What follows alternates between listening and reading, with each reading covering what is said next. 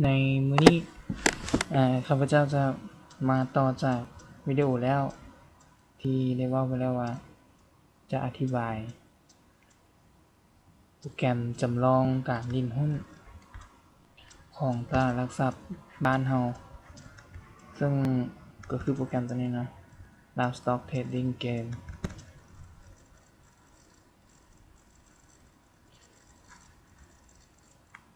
หน้าอินเทอร์เฟซของโปรแกรมก็จะมีหน้าตาแบบนี้แต่ก่อนอื่นเราจะมาเบิ่งวิธีการดาวน์โหลดเสียก่อนเราเข้าไปโหลดอยู่ที่เว็บไซต์ตัวนี้เนาะ www.lsx.com.la แล้วก็ / พิมพ์ตามนี่เลย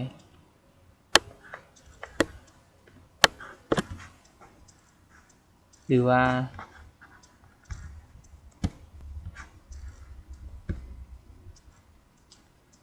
เมื่อเราเข้ามาที่เว็บไซต์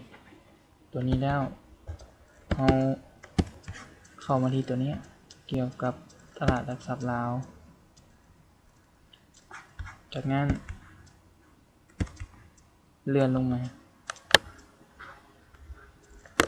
เข้ามาสู่ฟรีดาวน์โหลด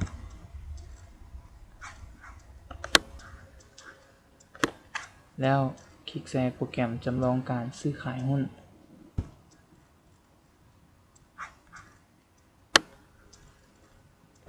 แล้ว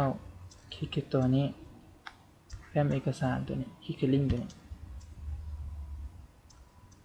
จากนั้นก็ดาวน์โหลดเลย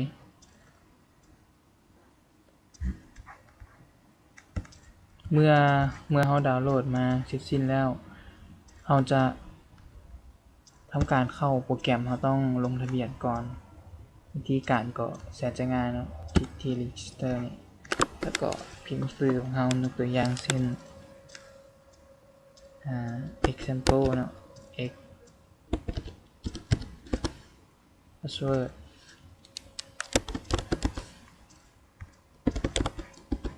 แล้วก็กด legit นะ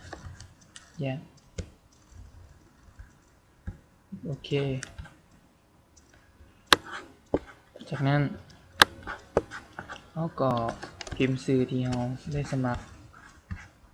ไปแล้วนั้น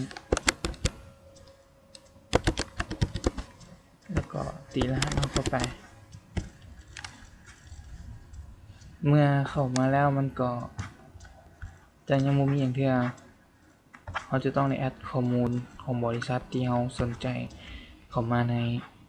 หน้าต่างตัวนี้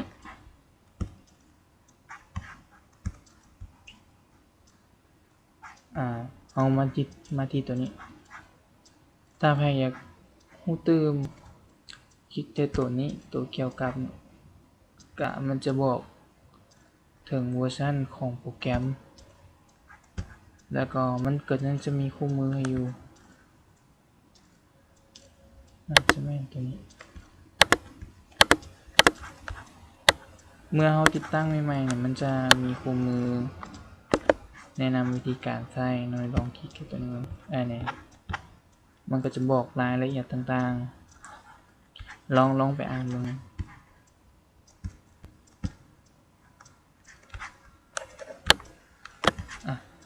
ในเริ่มต้นแกมมันจะให้เงินมาอยู่ $3,000 เงินสดเท่านี้กำไรขาดทุนยังบ่มีเทื่อเพราะเรายังทำการลงทุนหยังเราเข้ามาที่ตัวนี้คลิกใส่เพื่อที่จะมาเลือกเอาบริษัทที่อยู่ในความสนใจของเราอันนี้มันกระดานราคาหุ้นเนาะแล้วก็เลือกหุ้นแล้วกดเมาส์คลิกขวาก็จะเห็นให้เบิ่งต้องขอโทษหลายๆเพราะบ่ได้เตรียมจดเป็นสคริปต์ไว้ก็คืออธิบายสดเลยอัดคลิปแบบสดๆเลยยกตัวอย่างข้าพเจ้าสนใจบริษัทตัวนี้เพราะว่าหุ้นมันตกลงเป็นโอกาสดีที่เราจะทำการซื้อAT&T เนาะข้าพเจ้าจะคลิกขวาแล้วก็แอด favorite กดยัดไปโอเคเรากลับมาเบิ่งที่ห้องนี้มันจะมาให้เรา1บริษัทละกลับมาหน้าต่างตัวนี้ไหมแล้วกลับมาเบิ่งหุ้นที่เราสนใจว่าเราสนใจบริษัทใดตัวอย่างบริษัทนี้เอา LG ซะกดใส่ LG แอปเลยกดยัดไปแล้วก็กลับมาที่หน้าตัวนี้เขาบ่มัก LG เนาะตัวอย่างเขาแอดเข้ามาหลายเขาต้องการจะเลือกว่าเขาก็คลิกขวาดีเลยไปใส่แอดเพิ่มเติมก็แอดได้เรื่อยๆนะตามบริษัทที่เขาสนใจบริษัทที่เขาคิดว่า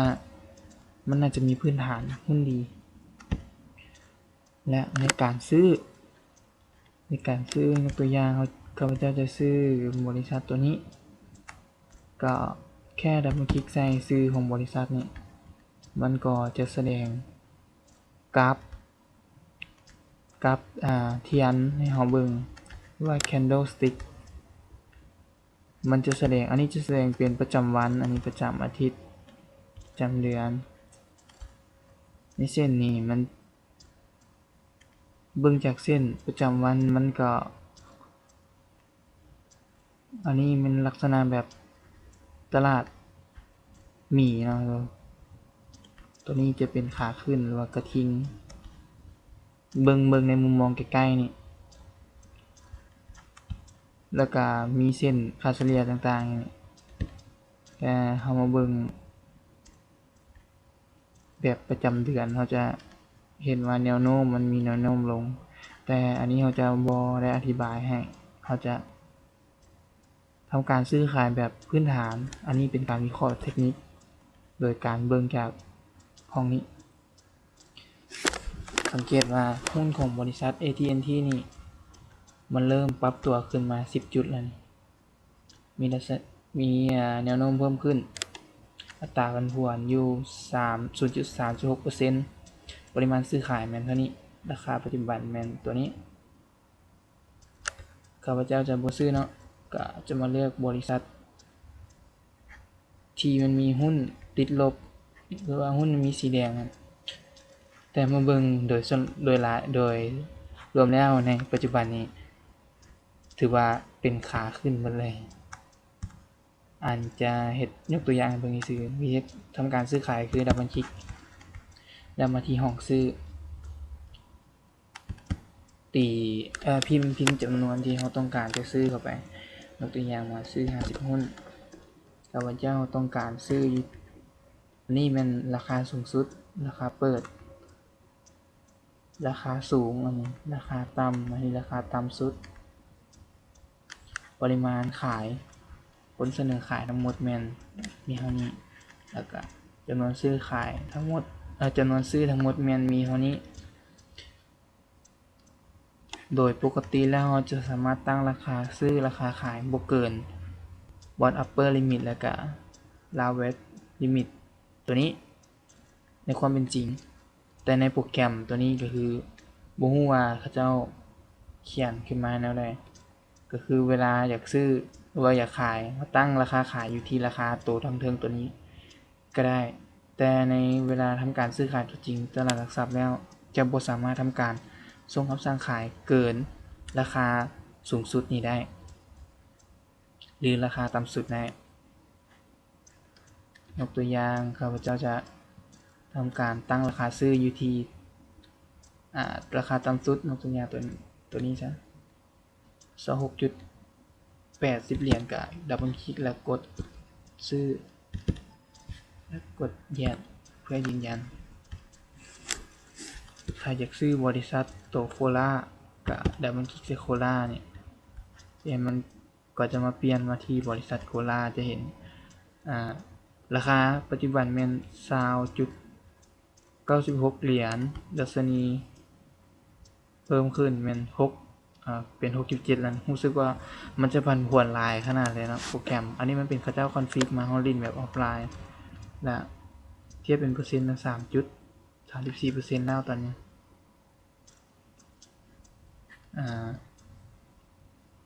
จะซื้ออยู่50หุ้นตอนนี้ราคาสวิตข้าพเจ้าจะตั้งซื้ออยู่ที่ตัวนี้ราคาที่20ดับเบิลคลิกใส่ราคาตัวนี้แล้วกดซื้อไปกดแยกแล้วที่เหลือก็มีแต่ถ่ายมันจับคู่เมื่อราคาที่เราตั้งซื้อมันจับคู่กับราคาตัวนี้เนาะราคาที่เราตั้งซื้อตัวนี้ก็คือ20.40มันจับคู่กับตัวนี้ก็อิงตามโปรแกรมเนาะจับคู่กับตัวนี้คือมันเป็น20.40เท่ากันมันอาจจะจับคู่ให้เราเบิดนี้เลยก็ได้หรืออาจจะจับคู่ให้แต่25หน่วย25หุ้นก็แล้วแต่ก็อิงตามความเป็นจริงคือเรื่องบริมสิทธิ์เวลาคือใครที่ส่งคำสั่งเข้าไปก่อนในราคาเดียวกันแม่นผู้นั้นมีสิทธิ์ได้ก่อนถ้าเราส่งคำสั่งช้าตามหลังในราคาเดียวกันเราก็จะได้จับคู่ตามหลังแต่ถ้าหากว่าราคาตัวนี้มันลดลงต่ำกว่าราคาที่เราสั่งซื้อคือมันจะจับคู่เราเลยก็ต้องเบิ่งว่า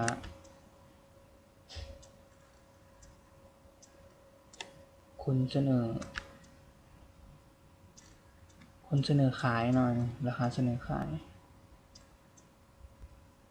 ที่ราคา11.13มีอยู่ 1,531 หุ้นคนอยากซื้อที่ราคา20.40นี่มีอยู่จำนวน 2,323 หุ้นอันนี้เป็นจำนวนที่อยากซื้อเป็นจำนวนที่อยากขายที่ราคานี้มีจำนวนเท่านี้แล้วก็ราคา 21.14 เหรียญนี้รวมทั้งหมดมี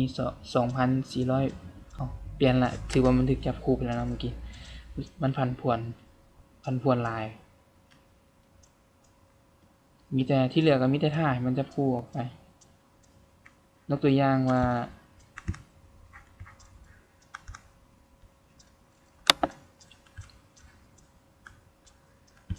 IBM ซะ IBM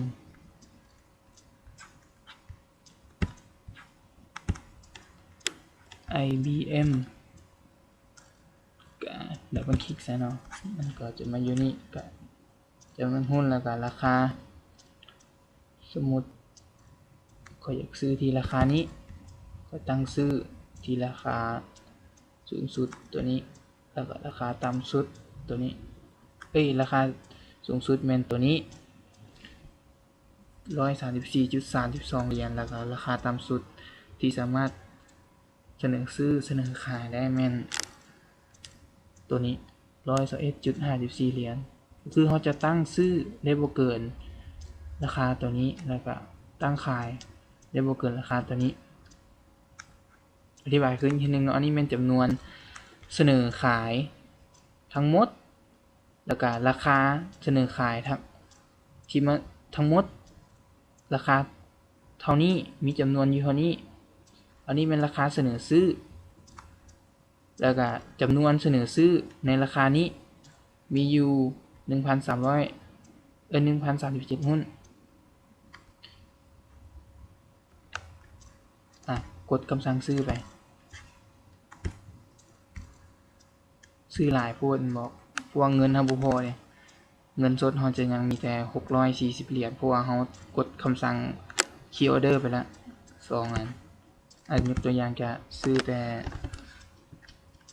3หุ้นซะกดซื้อเมื่อกดซื้อไปแล้วเราอยากยกเลิกง่ายๆเราแค่ดับเบิลคลิกใส่ซื้อบริษัทนี้แล้วก็พิมพ์จำนวนหุ้นที่เราต้องการยกเลิกไปเลขทีพิมพ์เลขทีแล้วก็ปริมาณที่จริงเขาบ่พิมพ์ก็ได้เลขทีนี่มันจะออโต้ให้เราเลยเขาแค่ดับเบิลคลิกใส่แล้วก็มีแต่บอกจำนวนปริมาณที่เราต้องการยกเลิกไปยกตัวอย่างต้องการยกเลิกเบิดเราก็คลิกใส่ตัวนี้ยกเลิกกดยัดมันก็จะยกเลิกให้เราเงินเขาก็จะกลับคืนมาคือเก่าให้รู้สึกว่ามันจะยังบ่จับคู่ให้เดี๋ยวจะออกจากโปรแกรมก่อน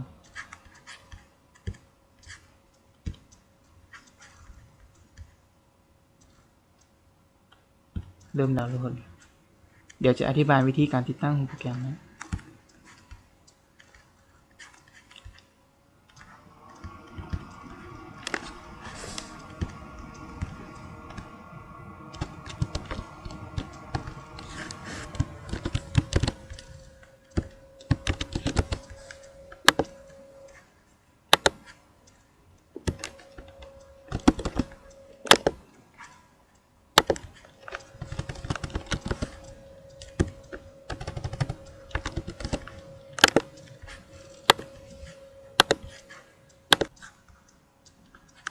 นี่เนาะเมื่อทำการจับคู่แล้วก็คือมันจะมาอยู่ในห้องนี้เฮาก็คือบริษัทนี้จับคู่ไปเขาเจ้าสั่งซื้อไปเนาะมีอยู่362หุ้นแล้วก็ในราคาที่ตอนซื้อไปมัน 54.62 เหรียญราคาปัจจุบันตอนนี้ราคาของตลาดอยู่ที่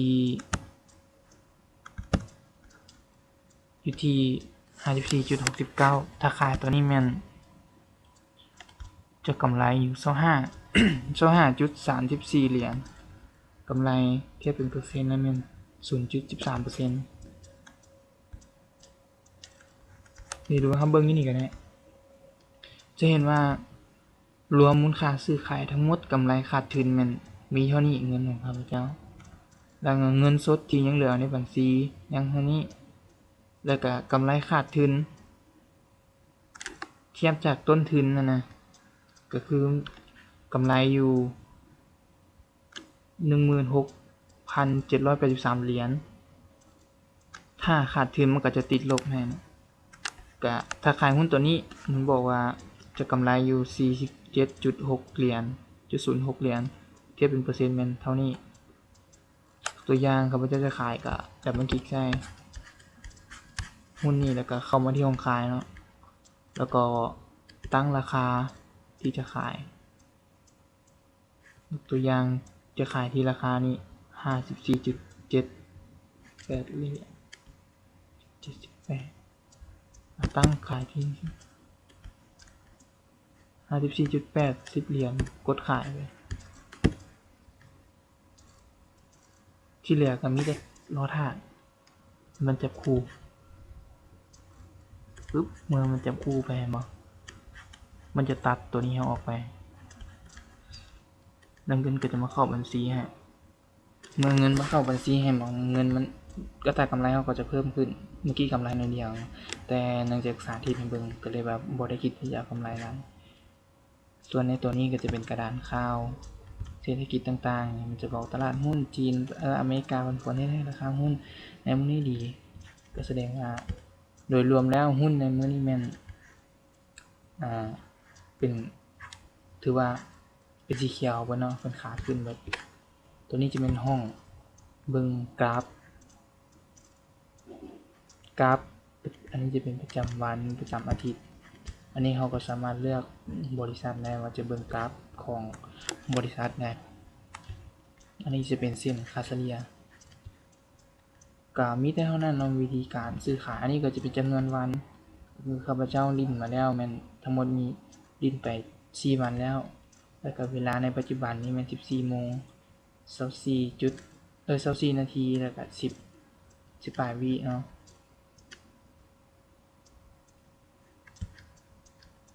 ก็ที่เหลือท่านบ่เข้าใจหยังก็ติดต่อมาได้ตามที่อยู่นี้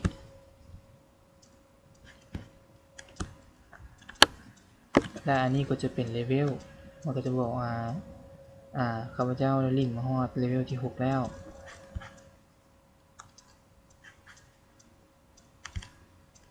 สำหรับวิธีการติดตั้ง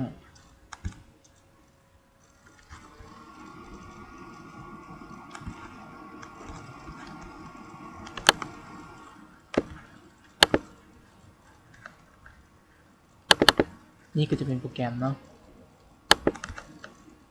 ขนาด12 เมกะดับเบิลคลิกเข้าไปแล้วก็มันจะเข้าตัวนี้มาคือข้าพเจ้าได้ติดตั้งไปแล้ว มันก็จะถาม add or remove จะเข้า reinstall เมื่อเราติดตั้งไปมันก็จะมีหน้าตาแบบนี้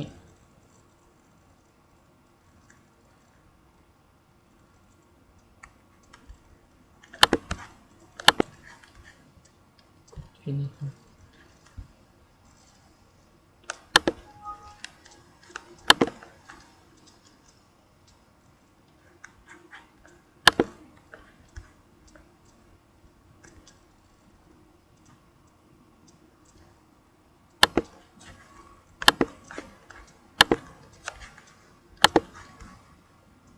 ก็มีแต่ติดตั้งธรรมดานะ